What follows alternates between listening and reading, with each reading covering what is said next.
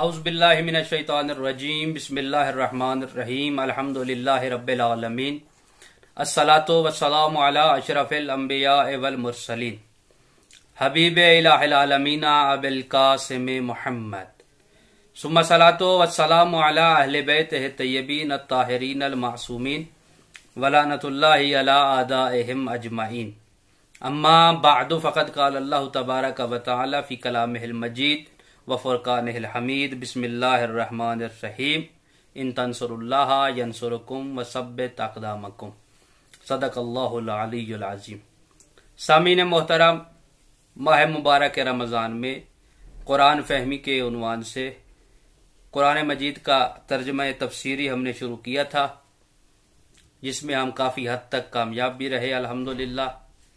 अब हमने फ़िलहाल इस सिलसिले को रोक दिया है और इंशाअल्लाह ईद सईद फ़ित्र के बाद नया मौजू आपकी खिदमत में लेके आएंगे। नहजुल बलागा में से अमीरुल मोमिनीन के खुतबात, हर रोज़ एक खुतबा, उसका तर्जुमा और उसकी थोड़ी सी तालिबिलमाना अंदाज में वजाहत। आज हमने जिस मौजू का इंतखाब किया है इंतहाई अहम मौजू है और वो है कल आने वाला दिन, जो कि इमाम खुमैनी रहमतुल्लाह अलैह की आवाज़ पर लब्बैक कहते हुए आज तकरीबन दुनिया के हर कोने में यौमुल कुद्स मनाया जाता है। हमने यौमुल कुद्स की फजीलत और अहमियत के हवाले से एक दो गुजारिशात आपकी खिदमत में अर्ज करनी है। यौमुल कुद्स, जो कि दुश्मनाने इस्लाम की साजिशों के खिलाफ एक अजीम दिन है, जिसे अब अल्हम्दुलिल्लाह न फ़क़त शिया बल्कि तमाम मुसलमान जो हक पसंद हैं वो मनाते हैं। यौमुल कुद्स क़िबला अव्वल की आज़ादी के लिए दुश्मनों ने जो क़िबला अव्वल पर कब्जा किया हुआ है, उस नाजायज कब्जे के खिलाफ एक एहतजाज का दिन है। इसके बारे में कायदे आज़म मोहम्मद अली जिन्ना ने भी फरमाया था कि इसराइल एक नाजायज रियासत है और इस इसराइल ने आज अपने नाजायज होने का सबूत भी पेश कर दिया है। मुसव्विर पाकिस्तान अल्लामा इकबाल ने भी अपनी एक गुफ्तगू में इस मसले पर, फलस्तीन का मसले पर गुफ्तगू की थी, जिसे पढ़ने की जरूरत है। आज हर मुसलमान का एक मुसलमान होने की हैसियत से इस मौजू पर सदाए हक बुलंद करना न फ़क़त जिम्मेदारी है बल्कि वक्त की अहम जरूरत भी है। इमाम खुमैनी रहमतुल्लाह अलैह ने सबसे पहले इस तहरीक का आगाज फरमाया माह मुबारक रमजान का आखिरी जुमा, जिसे जुमतुल विदा और यौमुल कुद्स और फलस्तीन के साथ हिमायत के तौर पर मनाने का ऐलान फरमाया। यह इमाम राहिल का ऐलान आज अल्हम्दुलिल्लाह पूरी दुनिया में बसने वाले मुसलमानों की दिल की आवाज बन चुकी है।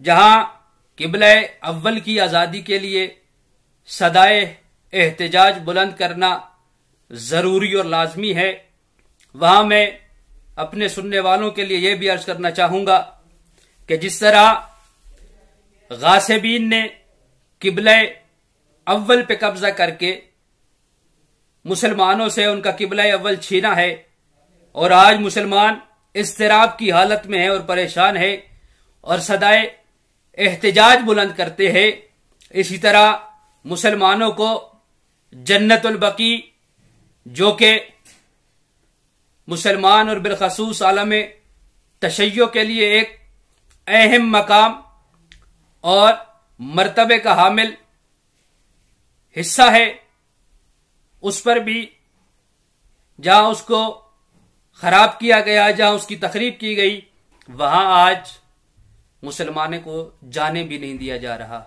जहां पर इस्लाम की अहम शख्सियात मदफन है, इसके लिए भी हमें सदाए एहतजाज बुलंद करना होगी। रहबरे कबीर इनकलाब इस्लामी हजरत इमाम खुमैनी रिजवानुल्लाह ताला अलैह ने एक मौके पर यौमुल कुद्स की अहमियत बयान करते हुए कहा था कि यौम कुद्स एक आलमी दिन है। यह दिन सिर्फ कुद्स से मखसूस नहीं है, बल्कि आलमी सतह पर मुस्तकबिरीन आलम से मुस्तज़इफीन आलम के मुकाबले और इस्तिकामत का दिन है। यह दिन तमाम साम्राज्यी ताकतों के खिलाफ कमजोरों और महरूमों की दायमी जंग और पैकार का दिन है।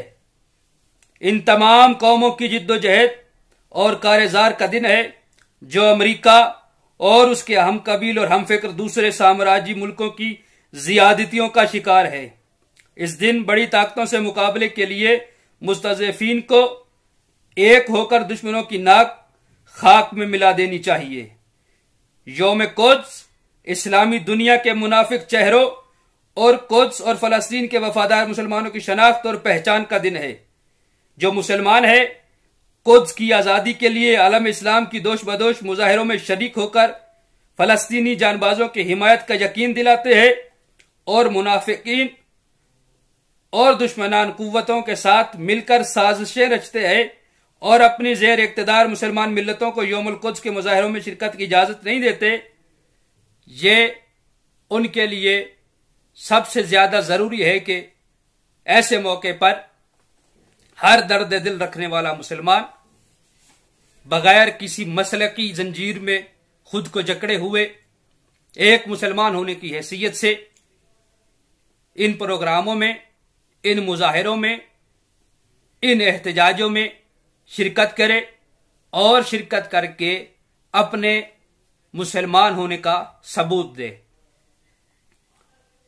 हमें चाहिए कि इमाम राहिल के इस फरमान, इस तहरीक और जद्दोजहद को एक शख्स के लिए नहीं बल्कि इस्लाम और मुस्लिमीन की बका समझते हुए इस पर हमें लब्बैक कहना चाहिए।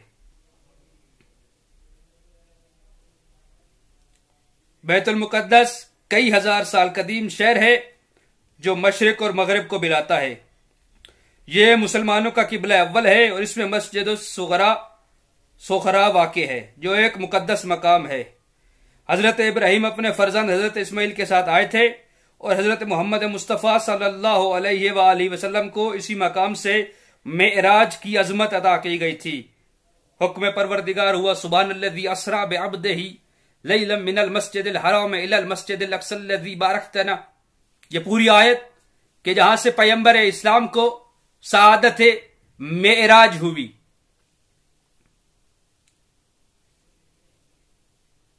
आलम इस्लाम फलस्तीन और बैतुल मुकद्दस पर दुश्मनों के गासिबाना तसल्लुत को मजलूम फलस्तीनियों के खिलाफ साम्राज्यी जहरियत समझता है और कुद्स की बाजियाबी के लिए मिल्लत फलस्तीन का तरफदार है। इमाम राहिल फरमाते हैं, गुज़श्ता कई सालों से दुश्मनों ने यहां बरतानिया और अमेरिका की साम्राज्यी साजिशों के तहत अपने कदम जमाए और साहिली शहर याफा और हीफा के करीब तिले अबीब को आबाद किया और बैतुल मुकद्दस को अपने खूनी पंजे गाड़ने शुरू कर दिए और इस वक्त तकरीबन 80% से भी ज्यादा इलाकों पर कब्जा कर रखा है इन लोगों ने। फलस्तीनियों के मंसूबे बंद, कत्ले आम, घरों और कशानों पर फौजी अलगार, कैद बंद, जलावतनी और मुहाजरत की मानिंद खौफ व वहशत की फजाएं ईजाद करके एक मिल्लत को उसके इब्तदाई तरीन इंसानी हकूक से महरूम कर दिया इसराइल ने। इमाम राहिल फरमाते हैं, इस शैतानी जुल्म का निशाना सिर्फ मुसलमान ही नहीं ईसाइयों को भी बनना पड़ा है। सन 47 के पहले हमले में 60,000 ईसाइयों को मुहाजरत पर इन्होंने मजबूर किया। सन 1950 में तमाम बैनुल अक़वामी कवानीन को पामाल करके इन्होंने मगरबी बैतुल मुकद्दस को इसराइल का दारुल हुकूमत ऐलान करके अक़वाम मुत्तहिदा की करारदाद का भी खुल्लम खुल्ला मजाक उड़ाया था। इमाम राहिल फरमाते हैं, यहाँ की आबादी के तनासब को बदला गया, फलस्तीनियों को जलावतन करके यहां की सड़कों और गलियों तक के नाम बदल दिए गए और आज भी ये मजलूम फलस्तीनी इनके जुल्म और बर्बरियत का शिकार है। ये इमाम राहिल के एक खिताब से इक़्तिबास था जो आपकी खिदमत में मैंने अपने अल्फाज में पेश किया। दुआ है कि इमाम के इस मुक़द्दस मिशन में हम सबको खुदावंद बढ़ चढ़ कर हिस्सा लेने की तौफीक इनायत फरमाए। वस्सलामु अलैकुम व रहमतुल्लाहि व